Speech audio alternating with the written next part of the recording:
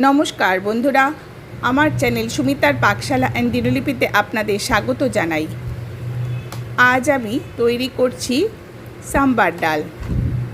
এই গরমের দিনে এই ডাল খেতে খুবই ভালো লাগে আর খুবই সহজ পদ্ধতিতে আমি তৈরি করেছি, তাই আমি শেয়ার করে দিলাম।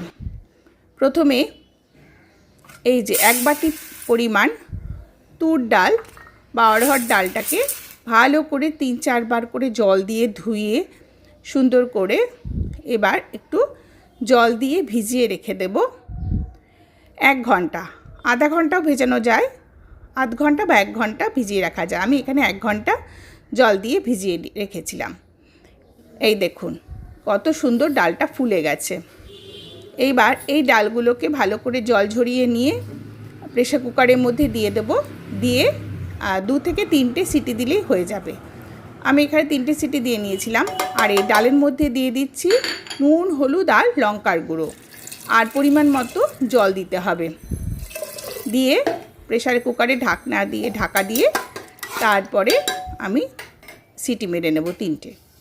এবার এই সাম্বার ডালের কিছু কিছু সবজি দিলে ভালো হয় আর কি।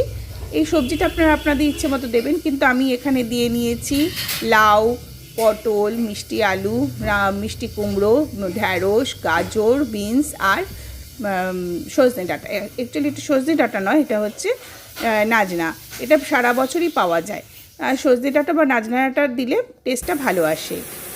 এইবার হচ্ছে এবার সাদা তেল গরম করে নিলাম, নিয়ে ঢ্যাঁড়সটাকে ভেজে নিচ্ছি। ঢ্যাঁড়সটা একটু আগে থেকে ভেজে নিয়ে তারপরে করলে ভালো হয়, ওই জন্য আগে থেকে ভেজে একটু তুলে রাখবো, পরে দিয়ে দেবো ডাল ফুটে উঠলে। এবার এই তেলের মধ্যে আমি ফোড়ন হিসাবে দিয়ে নিচ্ছি রাই সর্ষে। রাই সর্ষে না থাকলে আপনারা কালো সর্ষে দিয়ে নিতে পারবেন, আর মেথি আর শুকনো লঙ্কা। ভালো করে একটু মশলাটাকে এই ফোড়নটাকে একটু ভাজা ভাজা করে নিচ্ছি। নিয়ে এবার এর মধ্যে দিয়ে দিচ্ছি কারি পাতা। কারি পাতা দিয়ে একটু নেড়ে তার মধ্যে দিয়ে দেবো হিং, কারি পাতা, এগুলো দিতেই হবে। দিলেই সাম্বার ডালের টেস্টটা খুব সুন্দর হবে। আর এরপরে এই সাম্বার ডালের মধ্যে দিয়ে দিচ্ছি কুচিয়ে রাখা পেঁয়াজ। এরকম লম্বা লম্বা করে কুচোতে পারেন বা একদম ঝিরি করে কুচিয়ে নিতে পারবেন, এটা আপনাদের ইচ্ছে মতো। আর তবু পেঁয়াজটা কিন্তু হালকা নেড়ে নেব, একটু সাদা মতো হলেই তবে হয়ে যাবে, কেননা খুব বেশি ভাজবো না। এই সাম্বার ডালে কোনো কিছুই খুব বেশি ভাজা হবে না, যাতে প্রত্যেকটা মানে খাদ্যগুণ বজায় থাকে আর স্বাদও ঠিকঠাক বজায় থাকবে। তাহলে এই জন্য খুব বেশি ভাজা চলবে না কোনো কিছুই।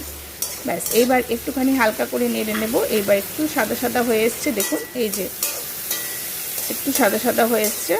এরপর এর মধ্যে দিয়ে দিচ্ছি একটু কুচিয়ে রাখা কাঁচা লঙ্কাটা দিয়ে আবার একটু নেড়ে চেড়ে নিলাম। এই আমাদের প্রায় হয়ে এসছে।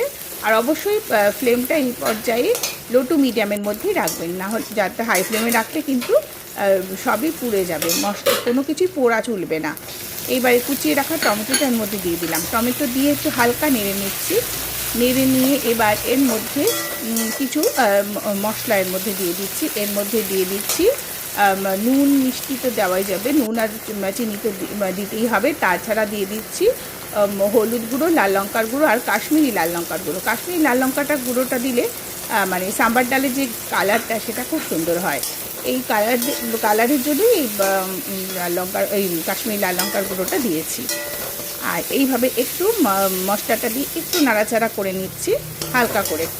কোনো সময় ফ্লেমটাকে বাড়ানো চলবে না, হালকা মানে আঁচেই করতে হবে এটা। এইবার ধীরে ধীরে সমস্ত আমি সবজিগুলো দিয়ে দিচ্ছি। এই যে পটল দিয়ে দিলাম, দিয়ে এবার কুচিয়ে রাখা লাউয়ের টুকরোগুলো দিয়ে দিলাম। দিয়ে এবার এর মধ্যে দিয়ে দিচ্ছি রাঙা আলু, মিষ্টি আলু আর কি, মিষ্টি আলু, তারপরে মিষ্টি কুমড়ো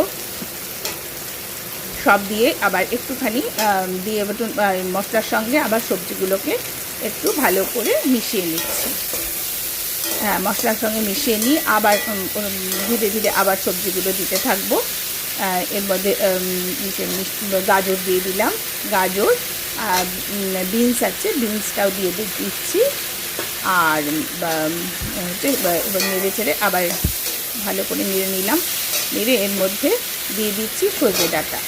সজনে ডাঁটা দিয়ে ভালো করে নেড়ে চেড়ে একদম মশলার সঙ্গে সুন্দর করে এই সবজিগুলোকে একটু মাখা মাখা করে নেব, মানে একটু হতে দেবো, একটু হোক মশলাটা দিয়ে একটু ততক্ষণ একটু ভাজা ভাজা মতোও হবে, খুব বেশি ভাজা প্রয়োজন নেই। এই যে এবার এর মধ্যে দিয়ে দিচ্ছি সাম্বার মশলা, 2 টেবিল স্পুন পরিমাণ সাম্বার মশলা দিয়েছি। সাম্বার মশলা যে কোনো কোম্পানির দিয়ে নিলেই হবে, আমি এখানে কেনাটাই দিয়েছি। এবার এটার সঙ্গে ভালো করে সবজিগুলোকে মাখিয়ে নিতে হবে।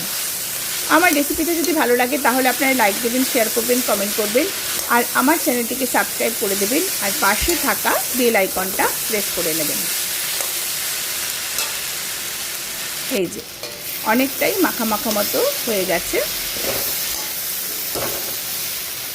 এবার এর মধ্যে আমি দিয়ে দিচ্ছি একটু জল দিয়ে একটু মানে সব সবজিগুলোকে একটু নাড়াচাড়া করে একটা ডিশ দিয়ে ঢাকা দিয়ে রাখছি, একটু সবজিগুলোকে হতে দিচ্ছি।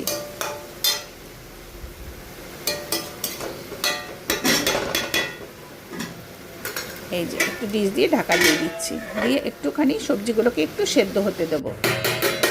এবার ঢাকনাটা তুলে নিচ্ছি, মিনিট 10 মানে মিনিট 5-7 মতো বা 7-8 মতো ঢাকা দিয়ে রেখেছিলাম। এই যে দেখুন এরকম হয়েছে, সবজিগুলো অনেকটা সেদ্ধ মতো হয়ে গেছে, কেননা ডালটা প্রায় অলমোস্ট রেডি হয়ে গেছে, মানে খুব বেশি সেদ্ধ করা যাবে না, একটু দানা দানা না থাকলে ভালো লাগে না। এই যে সাম্বার ডালটা এরকম সেদ্ধ হয়েছে।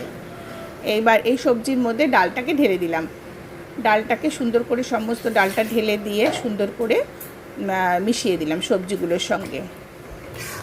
এই যে পরিমাণ মতো জল এর মধ্যে দিয়ে নিতে হবে, যদি প্রয়োজন বোধে প্রেশার কুকারটা ধুয়ে সুন্দর করে জল দিয়ে নিতে হবে। খুব বেশি ঘন ঘন করা চলবে না, কারণ এই ডালটা এমনি ঠান্ডা হলে ঘন হয়ে যায়। হ্যাঁ, এই যে সুন্দর করে নেড়ে ছেড়ে দিচ্ছি, এবার একটু ফুটে উঠতে দেবো। আর এর মধ্যে আমি দেবো হচ্ছে তেঁতুলের পাল্প, যেটা বা তেঁতুল ভেজানো জল। তেঁতুলটাকে জল দিয়ে ভিজিয়ে রেখেছিলাম, ভালো করে তেঁতুলের দানাগুলো ভালো করে চটকে নিয়ে সরিয়ে দিলাম, দিয়ে এবার তেঁতুল গোলা জলটা এর মধ্যে দিয়ে দিলাম। তেঁতুল গোলা জল না দিলে এটা টেস্টটা, সাম্বারের টেস্টটা ভালো আসে না। এবার ফুটে উঠতে দেবো। সাম্বার ডালটা ফুটে উঠলে পরে যে ভেজে রাখা ঢ্যাঁড়সটা দিয়ে দিলাম, দিয়ে একটু সামান্য নেড়ে চেড়ে এইবার গ্যাসটা বন্ধ করে ঢাকা দিয়ে রাখবো। এই যে আমার সাম্বার ডাল দেখুন তৈরি হয়ে গেছে, খুব সুন্দর তৈরি হয়েছে। এইবার এটাকে আমি একটা ডিশ দিয়ে ঢাকা দিয়ে রাখছি, তারপরে কিছুক্ষণ রেখে তারপরে আমি সার্ভ করে দিচ্ছি। এই যে আমার সাম্বার ডাল অলমোস্ট রেডি, এই দেখুন সার্ভ করে দিচ্ছি। এই যে বাড়িতে এইভাবে তৈরি করে নিতে পারেন সাম্বার ডাল। আমার আজকের রেসিপি সাম্বার ডাল তৈরি হয়ে গেছে। এটা ইডলি, ধোসা বা রুটির সঙ্গেও খেতে ভালো লাগে। এতক্ষণ আমার সঙ্গে থাকবার জন্য আপনাদের অসংখ্য অসংখ্য ধন্যবাদ।